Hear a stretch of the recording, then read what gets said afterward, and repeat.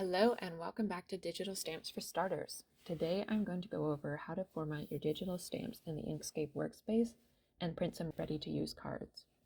I am copying in a second stocking to make the most of my print, and from here I am selecting the rectangle tool from the left-hand side to create a box we can use to help format. Using the object drop-down at the top and selecting fill and stroke, this window opens up on the right and I can change the box to fit my needs.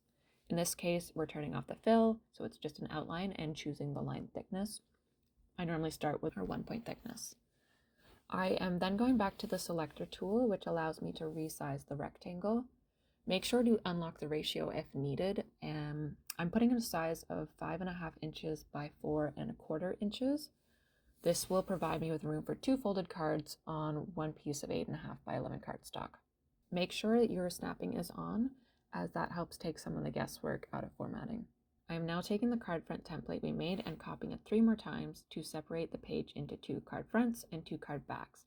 You can do this using the right-click menu on an object or your keyboard shortcuts, Ctrl-C, Ctrl-V.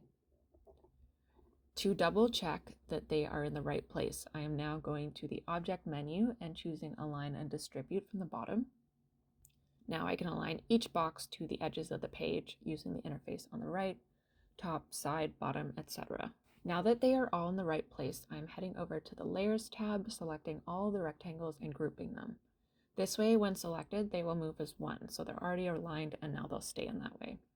Since they're already where I want them, I'm also locking them in place. In this state, my mouse can't select them in the workspace, meaning they won't move on me by accident. I am taking this one step further and naming each object in the group as well as the group so I can stay organized. This step is optional, but I highly recommend keeping your layers organized. It'll save you so much hassle down the road. For the next step, I am making sure the group is now unlocked and selecting the top right rectangle. Returning to the Align and Distribute tab, I can change the relative to command from page to first selected, which in this case is the top right rectangle.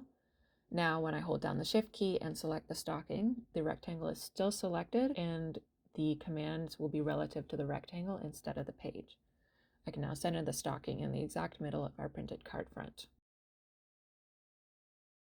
The text icon is on the left bar. I am typing out a greeting and using the select tool to move it around as needed.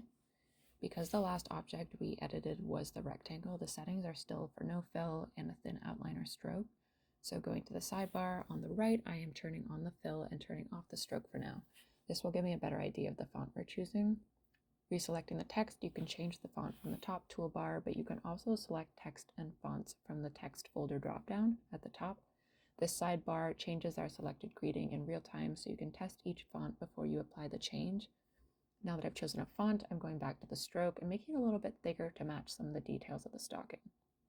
The red line is appearing as I move the text and the stocking because the snapping is on, so it's automatically aligning the objects to each other.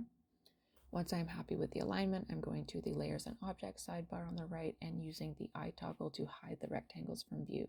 They're still in the SVG file, but they won't be visible in the workspace or exports while turned off. If you haven't already, now is a good time to save your work. Going to the File dropdown, you can go to Save or Save As and save the file as an SVG on your computer. Going back to the File menu, go down a little further to Export. This will open up a new sidebar where you can select individual objects or hold pages to export. You can change the pixel resolution as well as your file type. For prints, I like to save as PDF as it has the highest quality retention. You can locate your new export on your computer and check the file before printing. As you can see, the stockings and text are in the right place and the rectangle guide is still hidden. As this is formatted to be a ready-to-use card, I will be printing on thick cardstock.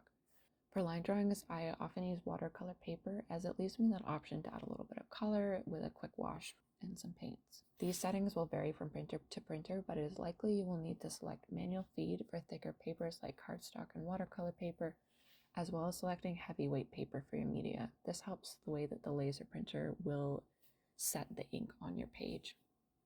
You can now send to print. I've just included a little quick demo of my watercolor method. I am trimming the paper to 8.5 by 11 inches and prepping my printer by opening the manual feed tray in the front and making sure to open the release in the back so the printer doesn't jam and bend the paper.